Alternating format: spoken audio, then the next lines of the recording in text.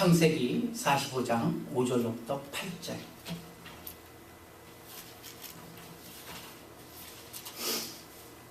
한 목소리로 보겠습니다. 5절부터 8절입니다. 시작. 당신들이 나를 이곳에 팔았으므로 근심하지 마소서, 한탄하지 마소서. 하나님이 생명을 구원하시려고 나를 당신들 앞서 보내셨나이다. 이 땅에 2년 동안 흉년이 들었으나 아직 5년은 기경도 못하고 추수도 못할지라.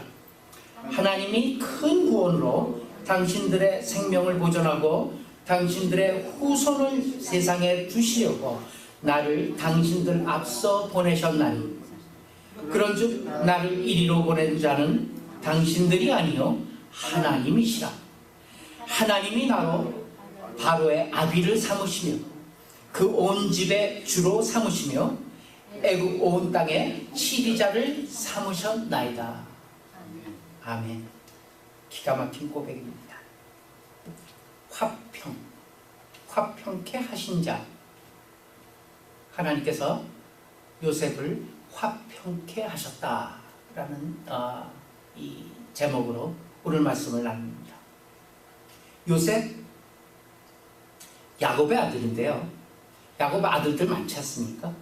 특별히 노년에 사랑하는 둘째 처, 진짜 첫 번째 처가 아니고 둘째 처 라헬, 둘째 처 라헬에게서 나는 첫 아들이에요. 그러니까 사실 야곱의 아들들이 많이 있었지만 야곱은 스스로 첫 아들을, 르우벤이 원래는 첫 아들이죠. 그렇지만 이 요셉을 첫 아들로 생각하고 있었던 것 같아요. 라헬에게서 난 첫 아들이에요. 여러 아들들보다도 특별히 깊이 사랑했어요. 이걸 뭐라 그래? 편애했다, 이렇게 얘기해도 됩니다. 편애하면 안 돼요. 근데 사실은요, 이 편애가 빌미가 되었고, 편애받는 요셉은 하늘 높은 줄 모르고 천둥 벌거숭이 모양으로 거짓말하는 거, 여러 가지 고자질하는 거, 또 꿈 얘기 잘하는 거, 지 잘난 맛에 살았어요. 그래서 결국은 요셉이 팔려가는 그러한 이 어려움을 겪는 이유도 편애 속에서 나왔다, 이렇게 생각합니다. 얼마나 편애를 했으면은 채색 옷을 지어서 입혔다, 성경에 이렇게 되어 있거든요. 근데 채색 옷은요, 이 이스라엘 민족들의 습관상 처자들, 장자에게 입히는 게 채색 옷이에요. 근데 장자 아니잖아요. 사실은 르우벤이 장자죠. 그런데도 불구하고 이 요셉에게 채색 옷을 지어서 입혀서 그 옷 입고 꽃갈 옷 입고 뛰어댕기니 형들 볼 때 얼마나 가고 아니겠어요. 그러니까 미움을 살 짓만 골라서 한 거예요. 사실 훗날 가나안으로 들어간 여호수아가 장자 목은 두 목이잖아요. 장자에게 주어지는 두 분깃을 결국은 이 요셉 지파인 요셉의 아이인 에브라임과 므낫세에게 주게 돼요. 그래서 결국은 장자가 됩니다. 되기는 한데, 기왕 될 거, 야곱도 마찬가지잖아요. 기왕 장자의 축복을 받을 거 자기가 애써서 할 필요는 없었는데, 야곱은 그런 실수를 범했고, 이 요셉도 마찬가지예요. 야곱으로부터 그런 실수를 갖다가 이어받아서 요셉도 그렇게 되지 않았나, 이런 생각입니다. 17세 소년 요셉은 형제들의 과실을 다 꼬아 바치죠. 아버지에게 고자질하고, 또 부모 형제들이 자기한테 절한대. 그렇게 사랑하는 야곱이 들어도 좀 껄떡지근할 거예요, 사실은. 그렇게 절을 하게 된다는 꿈을 거듭, 그것도 한 번, 두 번 하는 것이 아니라 계속해서 자랑을 했어요. 그러니 형제들의 시기와 질투를 살 수밖에 없어. 은 20에 노예로 애굽에 팔려갑니다. 요셉은 그 후에, 팔려간 후에 이 애굽 총리로 하나님께서 사용하실 때까지 13년간, 무려 13년간 호흡된 훈련과 시험을 치르게 됩니다. 언제나 그러하듯이 하나님의 일이 언제나 그래요. 하나님은 우리 각 학자들을 갖다가 성장시키는데 성장시키게끔 여건을 만들고 환경을 준 다음에 그 다음에 그 여건을 어떻게 통과하나 보십니다. 그래서 이 여건이나 환경 속에서 잘 이 수업을 받고 훈련을 잘 받아서 통과할 만한 시험을 주세요. 그래서 그 시험을 패스하게 되면은 한 단계 업그레이드 되고 그래서 신앙들이 그렇게 업그레이드 되는 게 하나님의 역사입니다. 아브라함도 그랬고 뭐 야곱도 그랬고 이삭도 그랬고 요셉도 마찬가지, 어느 누구도 마찬가지, 하다못해 무슨 사도 바울도 마찬가지. 전부 다 시험을 거쳤어요. 그 시험 과목은 뭐예요? 예외 없이 어느 누구에게도 과거의 실수나 잘못한 것이 시험 과목입니다. 저희들에게도 마찬가지예요. 이런 생각을 하지 않습니까? 아유, 왜 나한테는 자꾸만 같은 일이 이렇게 반복되는지 모르겠어. 이렇게 나한테 꼭 힘든 사람이, 아유, 전번에 아무개 같이 있어서 힘들었는데 좀 지나가나 했더니 또 이 힘든 또 아무개가 또 만나게 됐네. 그렇게 고백하는 사람들을 많이 봐요. 왜 그래요? 통과하지 못했기 때문에 시험을. 그래서 다시 재시험 보는 거예요. 그래서 항상 하나님께서 우리 하나님의 사람들에게 주는 시험 과목은 과거에 실수한 것이 시험 과목입니다. 요셉의 예는 남들 고자질하는 것 시험 과목이겠죠. 또 하나님이 늘 함께 계시는 그 시험 과목, 늘 함께 계시는 것 같아 인지하고 있느냐는 그런 시험 과목. 또 하나는 뭘까요? 꿈, 지잘난 자기 자랑하는 꿈, 해몽에 대한 시험 과목. 이렇게 세 개의 시험 과목 전주에 살펴본 것이죠. 그런 시험 과목을 통해서 자기 것으로 불고 다녔던 그 해몽의 은사, 그런 것들, 이제 홀로 된 요셉은 비로소 자기를 반성하게 돼요. 부모하고 같이 있었을 때는 그런 것이 눈에 띄지가 않았어요. 근데 홀로 되니까 비로소 반성하고 뉘우치기 시작합니다. 아, 이게 좀 잘못된 거였구나. 하나님 앞에서도 이것이 그릇된 거였구나. 이런 걸 깨닫게 됩니다. 애국 왕 바로의 경호대장 보디발이죠. 보디발의 노예로 팔렸어요. 그 요셉은 깊이 자신을 뉘우칠 때 하나님께서 그와 함께 하십니다. 그래서 형통케 하십니다. 그 형통이란 단어도 우리가 전주에 살펴봤다시피 형통은 뭔가요? 형은 하나님께 드려진 것이 통하여졌다. 그러니까 하나님께 연락되어졌다는 그런 뜻이 형통이란 단어예요. 보여진다는 얘기예요. 그래서 우리들의 그 사람 참 형통한 삶은 보여집니다. 결국 보디발 집에 가정 총무로 발탁이 되게 됩니다. 그 집과 그 집의 모든 소유물을 관장하는, 주관하는 그러한 역할을 이제 요셉이 하게 되는 거예요. 이것도 그냥 우연하게 하게 된 게 아니죠. 사실은 이것도 다 계획된 거예요. 하나님께서 훗날 총리로 쓰시기 위해서 행정 연습을 시키는 거예요. 한 가정의 총리로부터 시작해서 한 나라의 총리가 되기까지 하나님의 훈련 과정이었습니다. 그 과정 가운데서 이제 이 보디발의 첩 동침하기를 유혹하는 것, 이런 시험거리가 등장합니다. 옷을 버리고 도망하죠. 내가 어찌 하나님께 득죄하리까? 아무도 보고 있지 않아도 하나님은 보고 계시다라는 코람데오의 사상, 그거를 분명하게 시험을 받고 시험에 통과가 됩니다. 그러나 시험이 단 과목의 시험이 아니라 그날 치른 시험은 여러 가지 과목을 갖다가 한꺼번에 치른 시험이었어요. 그래서 겁탈에 이 누명을 쓰죠. 그래서 투옥됩니다. 감옥에 갇히게 됩니다. 이것도 무슨 시험이에요? 두 번째 시험이 고자질 시험이죠. 지금 누명을 쓰고 지금 옥에 갇히게 된 거예요. 분명히 저는 그런 적이 없습니다. 바르게 자기 자신을 갖다가 해명할 건덕지도 있고 해명할 자리도 됐고 해명할 시간도 있었을 거예요. 보디발에게. 그렇지만 어떻게 해요? 무려 2년간이나 자기가 잘못됐다는 얘기를 안 합니다. 일러바치지, 자기 자신조차 일러바치지 않는 것이죠. 왜? 하나님께서 하시리라. 고자질 시험에 합격이 됩니다. 합격의 결과가 뭐예요? 그곳에서 하나님께서 간수에게 은혜를 베푸죠. 그래서 간수가 옥중 죄수를 다 요셉에게 맡기게 돼요. 그것이 바로 그런 결과가 하나님께서 응답하신 결과, 다시 얘기하면 합격의 결과인 것이에요.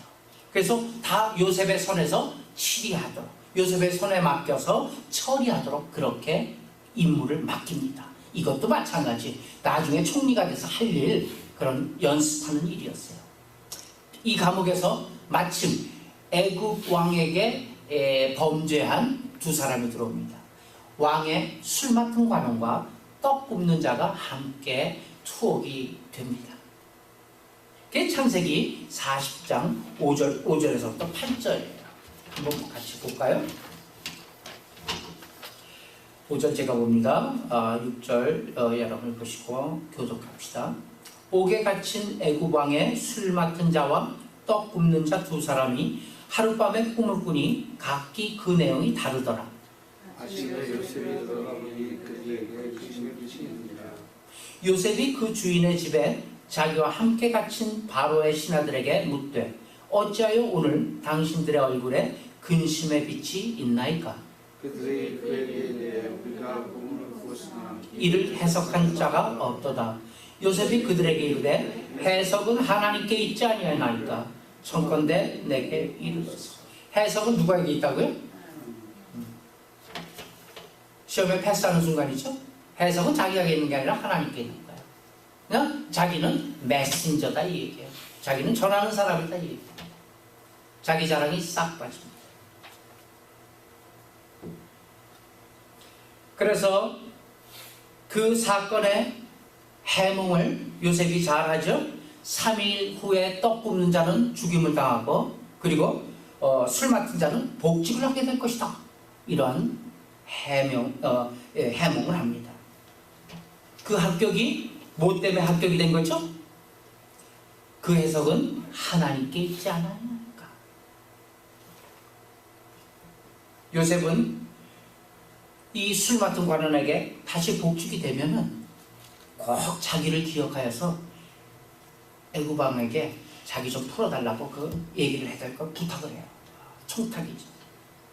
그런데 그 청탁을 싹 잊어버려요.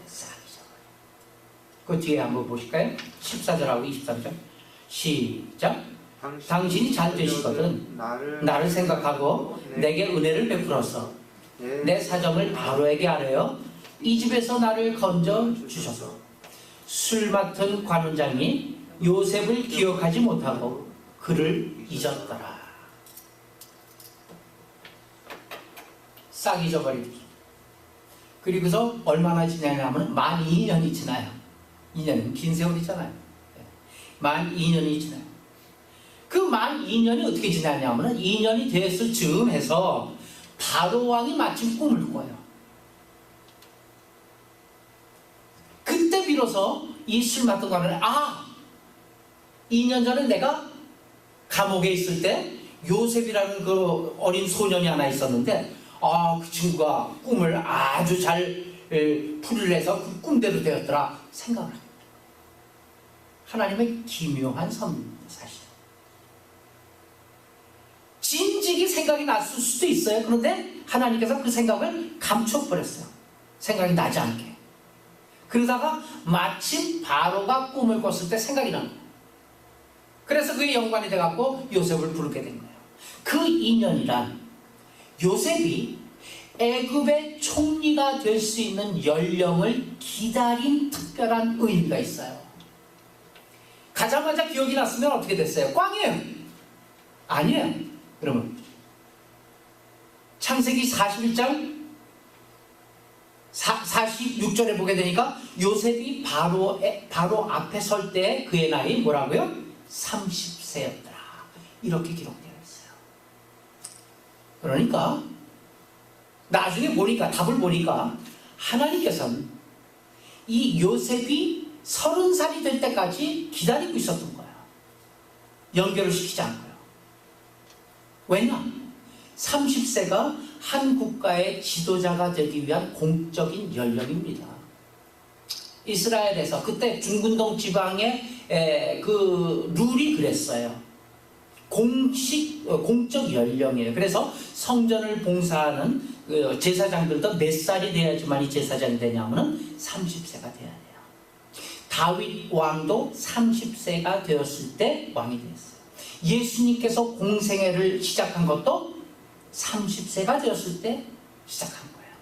하나님께서는 때를 기다리신 거예요, 일부러. 그래서 요셉이 2년이나 더 감옥에 머물러 있게 하셨어요. 요셉이 그걸 알았을 리가 있을까요? 없었어요. 요셉은 이렇게 생각했겠죠. 아, 내가 그 하나님을 힘입어서 꿈 해몽을 잘해줬고 그가 복직이 됐는데 아니 잊었단 말일까? 어떻게 나를 안 부를까? 별의별 생각은 더 했겠어요. 2년간이나 하나님께서 나를 불합격시키신 건가? 아직도 또 훈련해야 되고 다시 재시험을 봐야 되는 것인가? 별의별 고민을 많이 했어요. 노심초사의 2년이었을 거예요. 그러나 그렇게 노심초사하면서 요셉이 자기가 총리 되기를 갖다 상상이나 했겠습니까? 상상도 못했죠. 꿈에도 생각 못한 일이죠. 하나님께서는 우리에게도 꿈에도 생각하지 못한 일을 계획하고 계신 줄 믿으시길 바랍니다. 아멘. 하나님 내가 지금 어떤 지경인데요?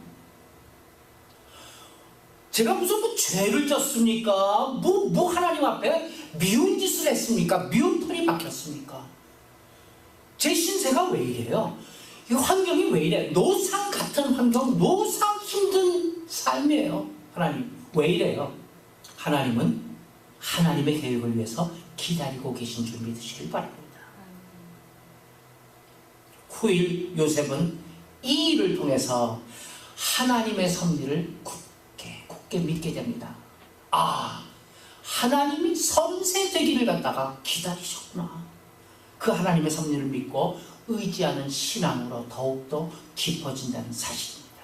그래서 그 고백이 뭐예요? 오늘 본문이에요. 오늘 본문에 보게 되면 고백이 나오지 않습니까? 7절 8절만 다시 한번 볼까요? 시작. 하나님이 큰 구원으로 당신들의 생명을 보존하고 당신들의 후손을 세상에 두시려고 나를 당신들보다 먼저 보내셨나니 그런즉 나를 이리로 보낸 이는 당신들이 아니요 하나님이시다. 하나님이 나를 바로에게 아버지 삼으시고 그 온 집의 주로 삼으시고 애국 온 땅의 치리자로 삼으셨나이다. 아멘. 요셉은 불려 들어가 바로의 꿈을 해석합니다. 7년간의 풍년을 암시하는 것 해석해주고 그 다음 그 7년 동안에 곡식의 5분의 1을 잘 저장하여서 그 다음 7년 흉년을 대비하십시오. 기근을 준비하고 대비해야 된다는 명령까지도 처방합니다. 바로 왕이 어떻게 됐어요? 껌뻑 갔죠. 얼른 자기 인장 반지를 빼서 요셉의 손에 끼웁니다. 바로가 했겠습니까? 하나님께서 바로에게 마음을 진동시켜 주신 거예요. 그래서 애굽의 2인자 총리로 졸지에 임명받아서 발탁이 됩니다. 그의 나이 30살입니다. 합격 뒤에 오는 하나님의 보상입니다. 이런 보상이 우리에게 있기를 예수님의 이름으로 축원합니다. 한편 가나안 땅도 마찬가지 기근이 들자 야곱은 애굽에 곡식이 많이 있다는 소문을 듣습니다. 그래서 10아들을 보내게 되죠. 그 10아들을 보내서 요셉의 그 이 친아우인 베냐민은 집에다 놔두고 10아들을 보냅니다. 그것이 창세기 42장 1절부터 4절의 말씀이죠. 그 10명의 형들은 요셉의 옛 꿈대로 그대로 애굽 총리가 된 요셉에게 무릎을 꿇고 곡식을 사려고 가나안에서 왔다는 얘기를 합니다. 요셉은 정탐꾼이다, 정탐하려고 온 자들이다 해갖고 진실을 밝히기 위해선 그러면 마지막 말제 아우를 데리고 올 것을 명령을 합니다. 그리고 3일간 그들 모두가 다 감옥에다 가두지요. 요셉의 형들은 자신의 범죄를 그때 깨닫게 된다고 성경은 얘기하고 있습니다. 42장 21절이죠. 시작. 그들이 서로 말하되 우리가 아우의 일로 말미암아 범죄하였도다. 그가 우리에게 애걸할 때에 그 마음의 괴로움을 보고도 듣지 아니하였으므로 이 괴로움이 우리에게 임하니. 뜬금없이 13년 전 얘기는 13년 전 사실이 어떻게 생각날까요?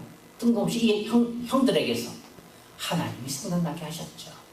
그때까지 회개하지 않고 뉘우치지 않고 있었어요. 비로소 생각나게 한 거야. 하나님. 자, 적시에 그들이 감옥에 있자마자 아하, 그 마음의 괴로움 알고도 내가 우리들에게 액을 목걸하고 있는데도 그를 애굽에 팔았도다. 가치를 느낍니다. 그리고 뉘우치기 시작하죠. 요셉은 시므온만을 옥에 가둡니다. 그리고 나머지 형들의 자루에는 곡물을 가득 넣죠. 그리고 곡물을 넣기 전에 각 사람의 자루에 이제 곡물 사러 돈을 갖고 오지 않겠어요? 돈을 먼저 집어넣고 곡물을 채웁니다. 그래서 도로 보냅니다. 요셉은 벌써 이 형들을 다 알아보고 있는 것이죠. 형들이 돌아와 보니까 각자 돈 뭉치가 제일 밑에 깔려 있는 거예요. 아비 야곱에게 이 사실을 말하면서 이 마지막 말제 아우도 데리고 와야 된다고 얘기를 해요. 야곱은 뭐라 그래요? 나의 자식들을 다 잃게 하는구나. 땅바닥에 철퍽 주저앉아갖고 무릎을 치면서 웁니다. 요셉도 사라졌지, 시므온도 지금 갇혔지, 그도 없어질 거지. 이제 지금 남아있는 베냐민 일부러 내가 요셉 생각하느라고 베냐민은 놔두고 있었는데 요셉마저 달라고 그러니 또 뺏어가니 베냐민만은 안 된다. 베냐민만은 왜? 자기가 생각하는 둘째 아들이고 자기가 사랑하는 아내 라헬에게서 난 첫째 아들은 죽었고 요셉은 죽었고 마지막 그 둘째 아들 베냐민만은 안 돼. 그의 형 요셉은 죽고 그만 남았는데 그마저 없어지면 안 된다. 그 얘기가 창세기 42장 36절부터 38절입니다. 봅시다. 시작. 그들이 아버지 야곱이 그들에게 이르되 너희가 나에게 내 자식들을 잃게 하거든. 요셉도 없어졌고 시므온도 없어졌고 베냐민을 또 빼앗아가고자 하니 이는 다 나를 해롭게 함이로다. 르우벤이 그의 아버지에게 말하여 이르되 내가 그를 아버지께로 데려오지 아니하거든. 내 두 아들을 죽이소서. 그를 내 손에 맡기소서. 내가 그를 아버지께로 데리고 돌아오리이다. 야곱이 이르되 내 아들은 너희와 함께 내려가지 못하려니 그의 형은 죽고 그만 남았습니다. 만일 너희가 가는 길에서 재난을 그에게 미치면 너희가 내 흰머리를 슬퍼하며 스올로 내려가게 함이 되리라. 베냐민은 안 된다는 얘기. 그 마음에 하나님께서는 계속해서 기근을 보냅니다. 가나안 땅에 기근이 계속되죠. 유다는 다시 애굽에 곡식을 사러 가서는 자신이 베냐민 대신 애굽에 남겠다고 합니다. 아버지에게.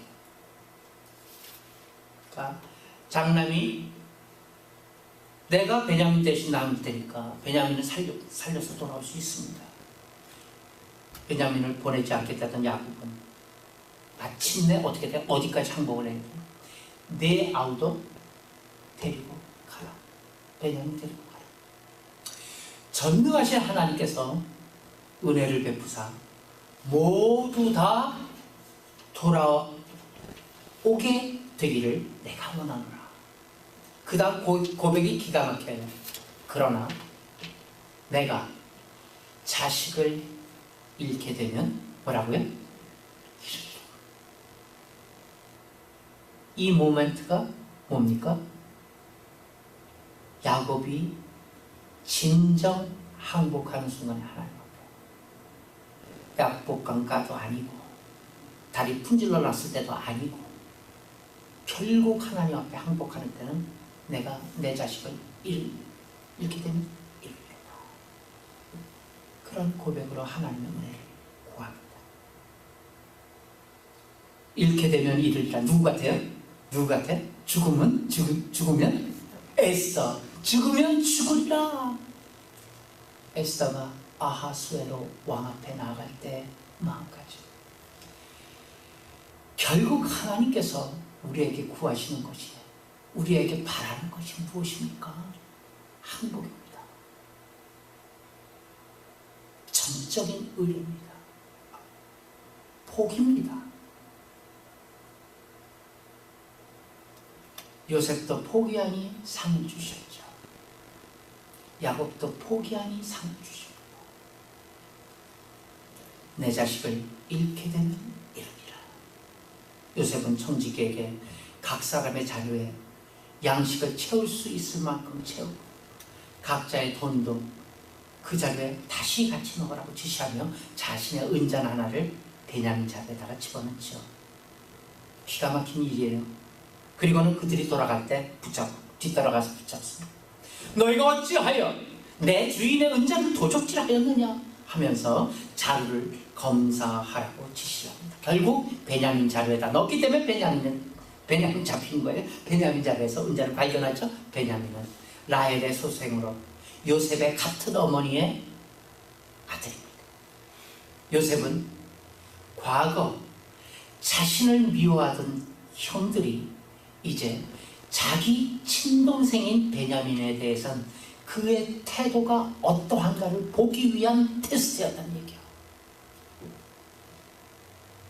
그때 형제들 중에 특별히 유다는 뭐라 그래요? 요셉에게 베냐민 대신에 내가 종이 되겠노라. 유다는 뭐라 그래? 우리 아버지가 노년에 얻은 아들이 있는데 그 형 요셉은 죽고 그 동생 하나뿐이 없다. 우리 아버지에게. 사실은 아버지가 그를 엄청 사랑한다. 그렇게 얘기하는 그 아버지가 사랑하는 아들을 두고 갈 수는 없다. 아버지에게 아버지 가슴을 2번 못 받게 할 수는 없다. 내가 대신 당신의 종이 되겠노라. 과거에 그들은 아버지가 특별히 요셉을 유달리 좋아하는 걸 유달리 사랑했기 때문에 죽이려 했어요. 형들이. 이번에는 뭐예요? 아버지가 특별히 사랑했기 때문에 베냐민을 살리려 한다는 얘기예요. 무슨 얘기입니까? 이것이야말로 진정한 회개입니다. 형들의 회개했는지, 확실히 회개했는지를 보기 위한 요셉의, 아니죠, 하나님의 작전이죠. 요셉을 통해서 과거와는 완전히 달라졌습니다. 유다는 요셉에게 더 큰 죄를 범할 수 없으니 나를 가둬서 종으로 삼으라 애걸합니다. 요셉은 그것을 보고 45장 1절에서 이 말을 들은 요셉은 주위의 모든 사람들을 다 물리친 후에 그 형의 목을 껴안고 방성대곡하니 그 우는 소리가 바로의 궁중에까지 들리더라. 창세기 45장 15절에서 그 형들과 입을 맞추며 안고 운이라고 기록하고 있습니다. 요셉의 화평케 한 애정으로 인해서 회개한 형들은 얼마나 큰 복을 받았는가를 우리가 한번 생각해 봅시다. 특별히 이처럼 철저히 회개한 유다가 철저히 회개함으로 얻은 복, 무엇인지 우리는 너무나도 잘 알아요. 그렇죠? 성경은 우리에게 분명히 얘기하고 있어요. 유다 지파. 나는 당신들의 아우 요셉이니 당신들이 애굽의 판자라. 당신들이 나를 이곳에 팔았으므로 근심하지 마소서. 한탄하지 마소서. 하나님이 생명을 구원하시려고 나를 당신들의 앞서 보냈나이다. 모든 것이 다 하나님의 섭니다라는 요셉의 고백입니다. 그런즉 나를 이리로 보낸 자는 당신들이 아니요 하나님이시라. 하나님이 나로 바로의 아비를 삼으시고 그 온 집의 주로 삼고 애굽의 온 땅을 치리하게 하셨느니라. 요셉을 시기하여 이집트의 종으로 팔아버린 형들의 악함이 하나님에 의해 선으로 변하는 순간입니다. 로마서 8장 28절의 이 말씀은 바로 이때를 얘기한 말씀입니다. 시작. 우리가 알거니와 하나님을 사랑하는 자 곧 그의 뜻대로 부르심을 입은 자들에게는 모든 것이 합력하여 선을 이룹니다. 더러 잘못한 실수나 잘못한 그러한 행동에 이르기까지 다 합하여서 하나님께서는 선을 이루게 하시는 전능하신 하나님이심을 믿으시길 바랍니다. 자신의 고난도 자신의 영광도 모두 하나님의 뜻이요 형제들이 다시 이국 땅에서 만난 것도 다 하나님의 뜻이라고 고백하는 그 요셉 앞에 우리는 자칫 다시 한번 숙연해져야 할 이유를 느낍니다. 무엇입니까? 하나님께서 예수님께서 원수까지도 사랑하라고 했는데 요셉이 비로소 바로 그런 사람이 되었던 것입니다. 요셉은 두려워 마시오. 내가 하나님을 대신하리이까. 당신들은 나를 해하려 하였으나 하나님은 그것을 바꾸어 선으로 이루고 오늘과 같이 만민의 생명을 구원하게 하셨나니 당신들은 두려워 마소서. 내가 당신들과 당신들의 자녀를 내가 키우리라. 간곡하게 얘기하면서 형들을 위로와 용서하는 요셉입니다. 모든 불행까지도 다 합하여 유익하게 하시는 하나님의 섭리를 굳게 믿은 후에 고백인 것이죠. 요셉의 형들도 요셉의 이 말을 듣고는 진정 자신의 과거를 뉘우칩니다. 회개합니다. 요셉은 또한 그들의 회개하는 모습을 보고 오히려 그들을 측은히 여겼다고 슬피 울었다라고 그렇게 성경은 기록하고 있습니다. 화평의 사랑이죠. 유다가 앞서 본 대로 크게 회개를 합니다. 요셉도 사실 회개한 후에 얻게 된 복이지만 유다가 회개한 후에 얻은 복, 회개하는 자에게는 하나님께서는 얼마나 큰 복을 주시는지 참으로 우리가 다시 한번 확인하는 순간입니다. 참으로 회개하고 화평케 하는 자를 하나님께서 그렇게 기뻐하신다는 사실, 우리는 유다에게서 찾아볼 수 있습니다. 창세기 49장 9절로부터 12절까지에는 유다에게 내린 하나님의 복이 기록되어 있습니다. 그 내용인즉 그와 그의 후손은 12지파 중에서 가장 강한 지파가 될 것을 약속했습니다. 왜 38장이 있습니까? 49장과 극명한 대비를 이루기 위해서 있는 것입니다. 사실 장자의 기업 이상의 큰 복을 유다가 누린 것을 우리는 기억해야 합니다. 이처럼 유다는 요셉에 대해 지은 죄를 참 회개함으로 큰 복을 받은 사람이 되었고, 그와의 관계를 화평케 한 요셉은 장자의 두 몫을 받는 보상을 받았습니다. 화평케 하는 자, 화평케 하는 자는 그 자신뿐 아니라 관계하는 모든 사람에게도 복이 되는 줄 믿으시길 바랍니다. 자신의 잘못을 참 회개하고 더 이상은 죄 짓지 말고 모든 것을 다 하나님의 섭리로 알아 기다리는 삶, 하나님의 계획을 기다리는 삶, 머물러 지키는 삶, 그것이 화평케 하는 삶이요 하나님의 아들의 삶인 것입니다. 그런 화평한 삶을 사모하면서 또 그런 화평한 삶을 이루어가는 우리 모두가 되시길 예수님의 이름으로 축원합니다. 아멘. 기도합시다.